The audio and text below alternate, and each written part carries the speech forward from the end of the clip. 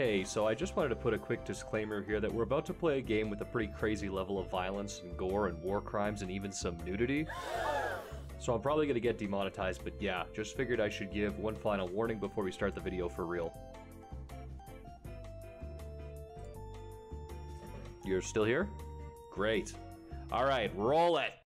Yes, sir! Be prepared to enter a world stranger than you have ever imagined. The world of witchcraft, magic, and ritual.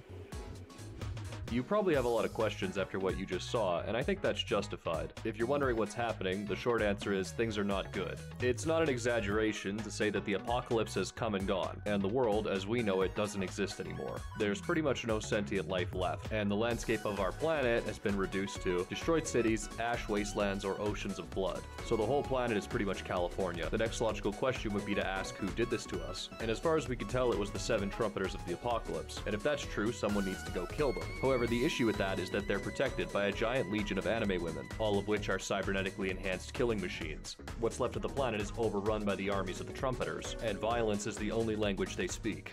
However, you are very fluent.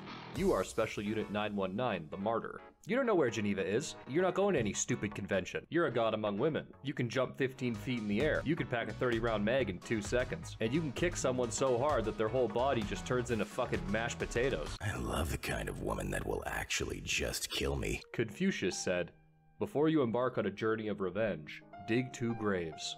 What a stupid fucking expression. We're gonna kill way more than 2 people. So come with me on this journey as we explore this crazy little indie game. And don't forget your sacred irons. You're gonna need them.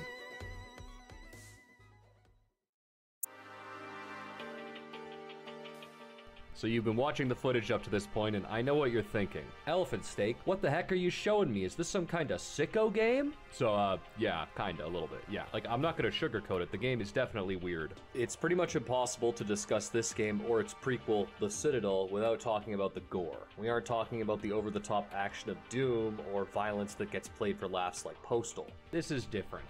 There's this kind of staggering attention to detail that's been put into all these sprites. And seeing all these kind of cute manga anime style characters get mutilated like this is pretty sickening. For the first couple hours of my playthrough, I was genuinely taken aback a lot of the time. I think it really says something when you've been playing violent video games since you were a kid, but something can still make you go, Oh my god!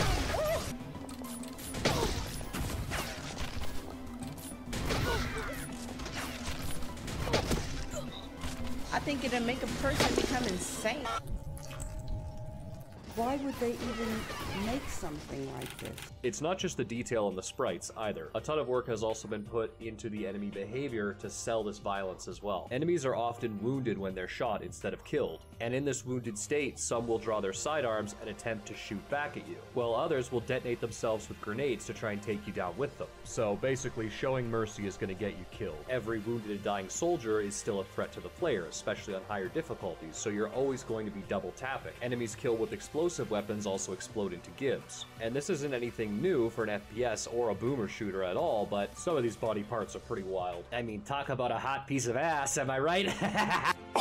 I think that despite all this being kind of disgusting at times, it does really succeed in adding to the bleak and oppressive atmosphere of a world that has had pretty much all of its humanity removed. You're not a hero in this game trying to save the world, you're a martyr on a mission after the world's already ended. The thing that surprised me the most was that when I was past the halfway mark for this game, I barely noticed the gore anymore at all. It's honestly amazing what you can go numb to after enough exposure. And if you don't believe me, ask anybody who's played Cruelty Squad for 12 hours and they'll tell you that the graphics don't even bother them anymore. The things that disgusted and shocked me when I started playing slowly just faded into being part of the world. And if all that violence wasn't crazy enough, this is a game where you play as a hot anime girl who wears revealing clothing in a battlefield environment. And anybody on Reddit will tell you that this is unacceptable and quite frankly ridiculous. So, you know, if that kind of thing bugs you, you might want to stay far away from this one, guys. And please don't misunderstand me. I'm not making excuses for this game or trying to act like it's actually some deep commentary on violence. That's pretty obviously not what it is.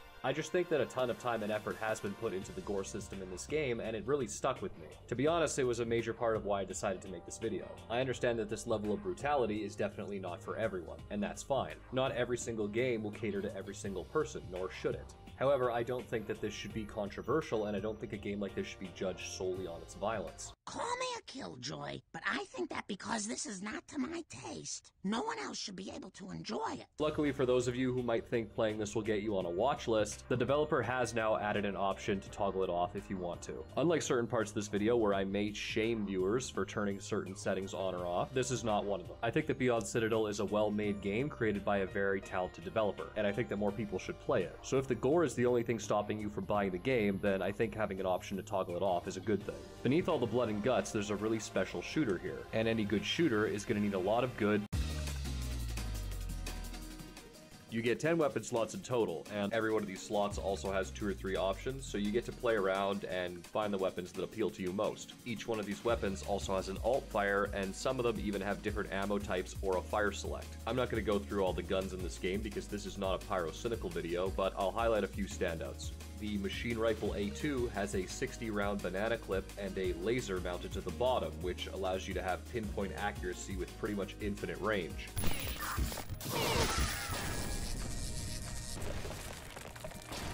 Bro, these lasers are really dangerous. At the cost of 1 grenade, you can load a slug round into any of the shotguns, which will allow you to pierce through enemies holding riot shields or with heavy armor. You can fan the hammer of the revolver to get close-range burst damage out of what is usually just a precise and slow-firing pistol. There's a pretty sweet belt-fed heavy machine gun in this game as well, but what's crazy is that it also comes with a flamethrower mounted to the bottom. You say what I got to say to the haters? Yeah. Especially to you keyboard warriors. Go eat a dick and watch porn. This is amazing, because the high caliber rounds from the machine gun are really good against armored enemies, but the flamer is really good against lower tier enemies who don't have heavy armor. Hey, hate on this.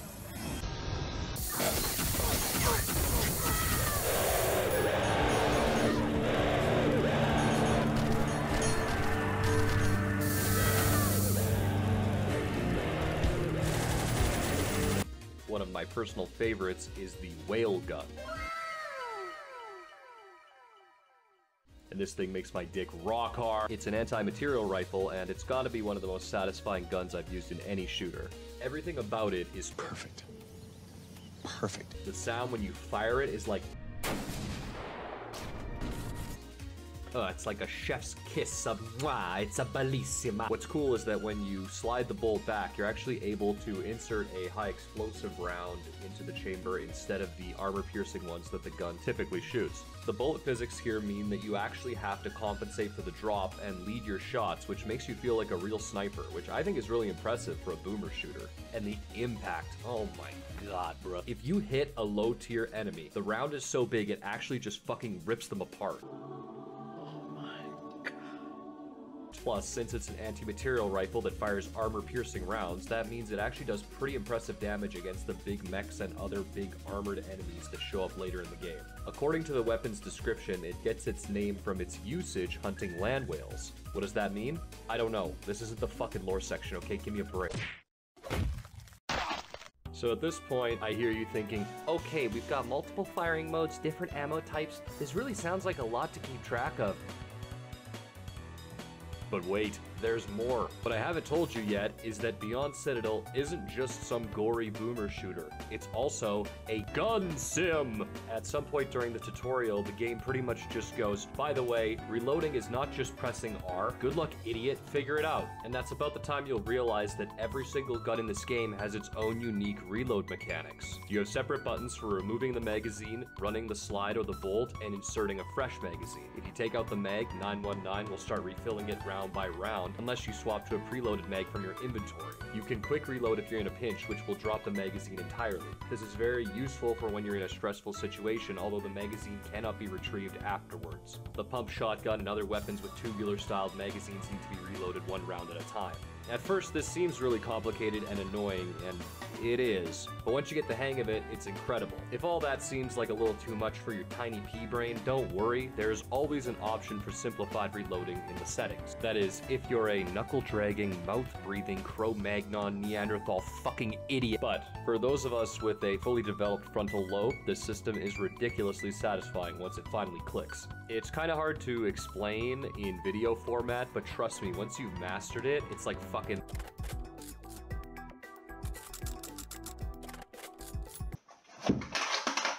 Or better yet, when you're reloading the pump shotgun, you're all like...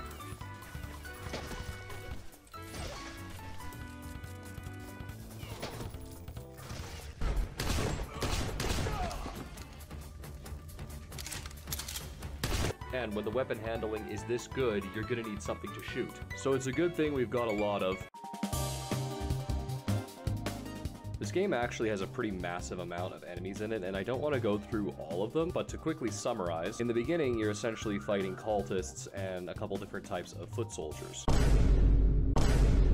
A lot of enemies use the same weapons as you do, but they don't drop them on death, so you'll need to find them in the level yourself or buy them from a vendor. Once you've gotten used to blasting cultists, the game moves you up to robotic enemies, like these little drones and turrets. Can I help? Don't shoot!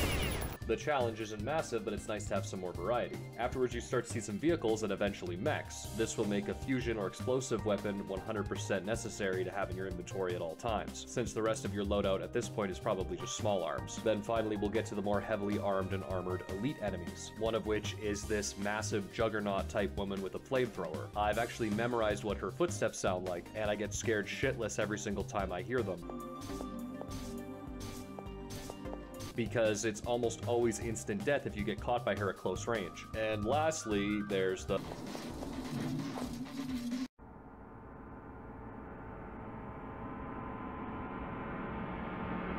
I like the sniper enemy a lot in particular. They use the same whale gun I talked about earlier, but unlike you, they aren't a complete Giga Chad who can air dash twice with it. To them, the weapon is so heavy that they're completely stationary while using it. You get this cool little sound effect for a slight early warning before they shoot at you, which gives you time to dodge so you're never getting shot unfairly, and then the two of you get to have a sick sniper duel that feels insanely satisfying over long distances, especially when in the later game it ends up being 2 or 3 against 1. Now this isn't really related to the enemies in the game, but I quickly wanted to touch on how much I like 919's little portrait in the bottom left corner of the screen. The way she's animated and reacts to gameplay is really cool. Her eyes actually move left and right depending on where you move the camera, and she has a bunch of different facial expressions depending on whether you're running, out of breath, taking damage, and she also visually becomes damaged as you lose health. And on top of this, she gets this cool little cloak when you pick up armor shards off the ground, and any actual armor sets you equip will show up on her as well. I just think it's a neat little nod to Doom Guy from way back when. And yes, this is the game where you could look down and you'll see your bloody cracking nice tits, hey, bloody hell! As much as I've been pretty much sucking this game off for the entire video up to this point, I do have a few criticisms. The first one is that I think that a lot of the levels look very similar visually. In terms of layout and gameplay, they actually are incredibly varied, but barring a few exceptions, they all share the same color palette, and it can make the game feel a little samey at times, which kind of sucks. I would have preferred to see each act have its own color palette. I think this would have helped each one have a much more distinct identity. My second piece of criticism, and this is honestly just a nitpick I have from playing the game so much, but I do think there's some places where the sound mixing could use some improvement. For example, there's a lot of enemies in this game who hover, and when they hover, they produce this little sound effect that's like, woo, woo.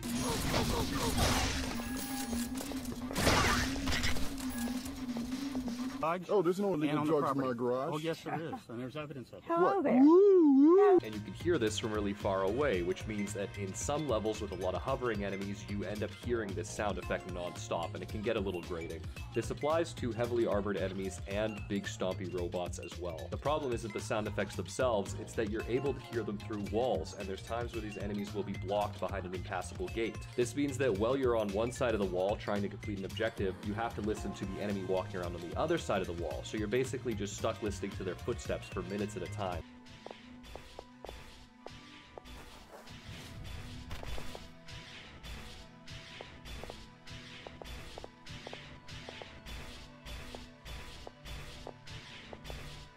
Also, it seems like the sound effect for spent shells falling into the water is too loud as well. Don't get me wrong, I actually think this is an incredibly nice touch, and it shows the level of detail this dev is willing to go to in order to sell the gun sim mechanics. And all that's fine, but why does it sound like I just threw a boulder into a lake every time I work the bolt on my whale gun?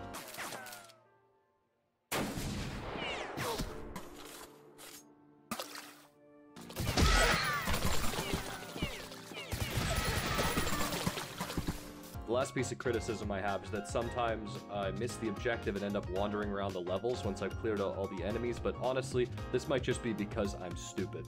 Wait, but I want to kill more people! Wait, I want to kill more people! I want to kill more people, I'm not done! But that's pretty much all the criticism I have for this game. I don't think any of these are deal breakers by any means. They're just things that I think could be improved. The developer's also extremely active in terms of updating the game, so who knows, maybe these sound issues will get fixed. You know what I fucking hate the most about this motherfucker? There's nothing wrong with my code. They came here just to flex on me. They think they're just better than me at coding. You're no— Anyways, that's it. I don't know, fucking roll the next section. One of my favorite things about this game is how it evolves from beginning to end. When you're just getting used to the gunplay mechanics early on, a lot of the shootouts end up being pretty slow and tactical. Levels are pretty small and enclosed, with a lot of little rooms and tight corridors. Although sometimes you'll still get a bigger room for a more substantial fight to happen. It can be pretty tense at times, with both you and your enemies being these glass cannons who can deal out a lot of damage but die in a few shots. And that kind of sounds like another game that I really like. You get to act like a pretty tactical operator, leading around corridors with Q&E, breaching rooms with grenades, and then sweeping through to finish off all the wounded and dying enemies. This style of gameplay is really satisfying to me because the only weapons you have access to at this point in the game are the carbine and the starting pistols, and all these weapons are very lethal and very accurate but have low ammo counts, meaning that you need to make your shots count and always aim for the head. The fact that you get the pump shotgun a little bit later down the road but still very early on means that you're given a close range burst damage option, which incentivizes a little bit more of an aggressive playstyle. Everything I just said pretty much applies to the first third of the game, and then after that, Beyond Citadel just loses its fucking mind.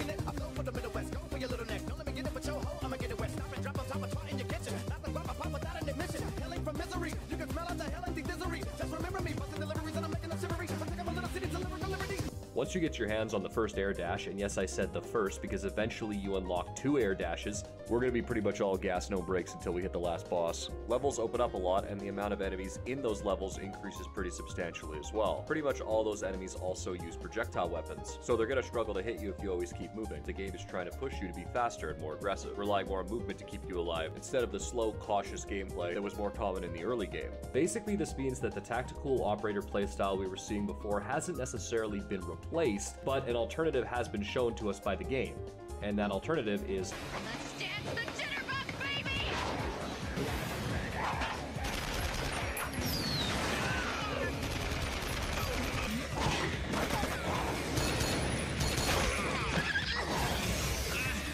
yeah, you get the idea. I think that the operator playstyle could still find some success in the late game, but I personally embrace this faster and more chaotic style of gameplay willingly. Starting out by swatting every single individual room and then progressing to the point where you're just tearing through levels like you're playing Hotline Miami was just way too good to pass up. And much like Hotline Miami, I think this game is asking you a similar question, but we all know the answer is yes. That's some nice gameplay, Senator. Why don't you back it up with some lore? My lore is that I made it the fuck up.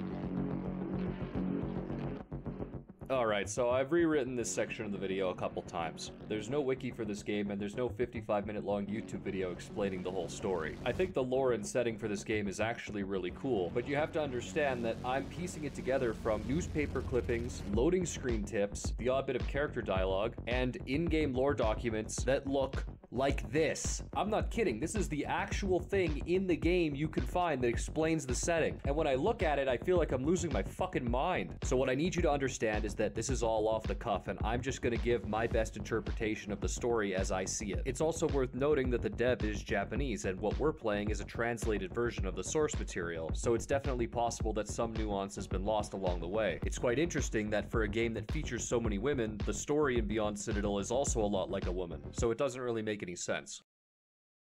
What do you mean don't say that? I want to put a quick warning here that this section is going to contain some minor spoilers for Beyond Citadel and some pretty major spoilers for the previous game, The Citadel. It's not really possible to explain what exactly is happening in Beyond Citadel without spoiling the entire story of the first game. So skip to this timestamp on screen if you don't want any spoilers. Alright, let's do this. I'm going to need you to lock in. Let's go.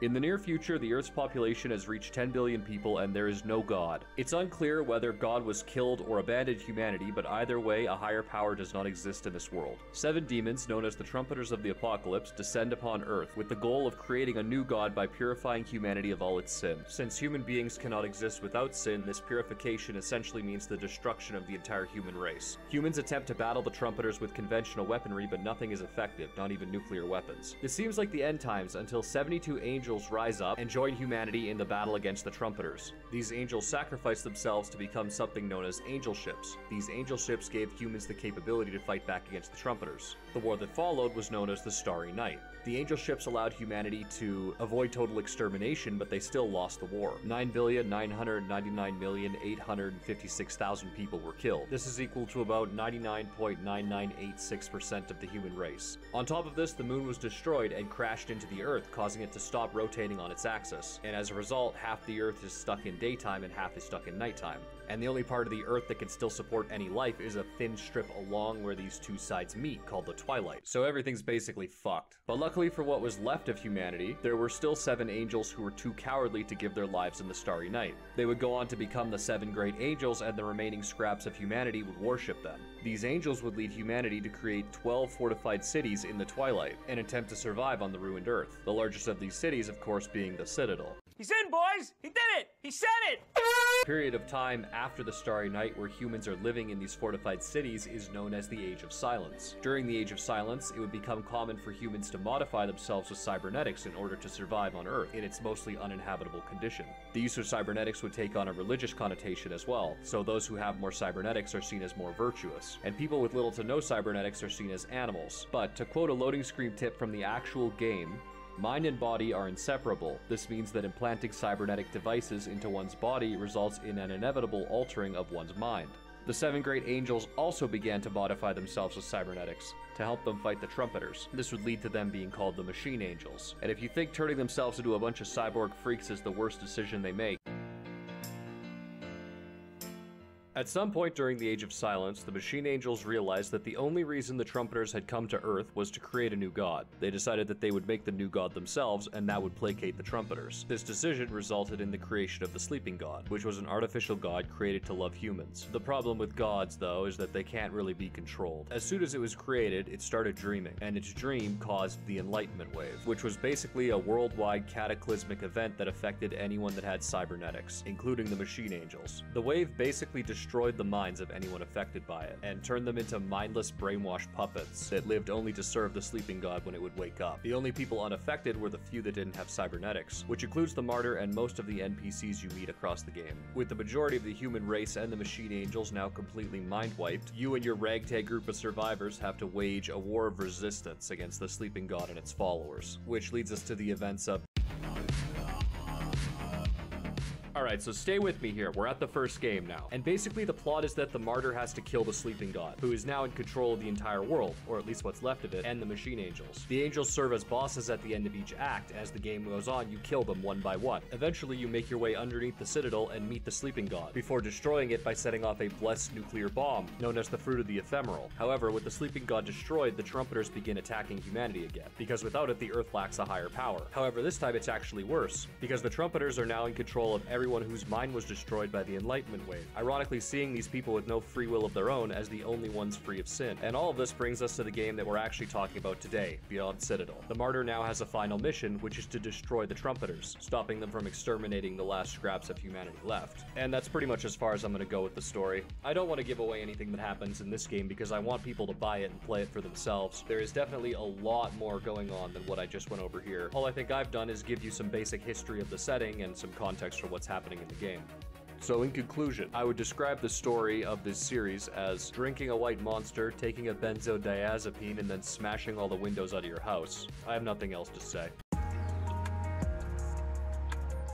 Look, I'm not gonna beat around the bush, okay? It's pretty fucking good. You get really fast, brutal combat, you get tremendous enemy variety, you get really deep and satisfying gunplay, and you get a great feeling of progression from start to finish. If you're not put off by the gore or racier content in this game, then it's an easy recommendation. And honestly, quite a substantial hidden gem. A big part of the reason I made this video is because I don't think this game is getting the recognition it deserves. In this industry where games are gonna cost $100 soon and so many people play games for 1,000 hours that they don't even like, this is something for a very reasonable price made by one Japanese guy, and yeah, he might be kind of crazy and weird, but without crazy, weird people, you would never get cool games like this. So I don't know, if you want to play a cool indie game that isn't a walking simulator, and you've got the stomach for some of the crazier shit on display here, then it would be my pleasure to recommend asking your relatives for money in a very nice and polite fashion, so that you can purchase this game and support the developer as soon as possible.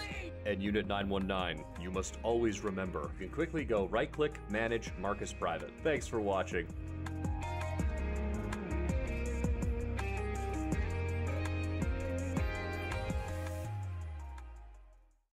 Hey, I appreciate you watching all the way to the end. It means a lot to me. Make sure to like the video, and leave a comment talking about that time you beat up a homeless guy behind Burger King. This was my first time ever making a full-length YouTube video, and I had fun, so I'll probably make more in the future. So make sure you subscribe to the channel so you don't miss those when they come out. Anyways, that's all I've got, so I'll see you later.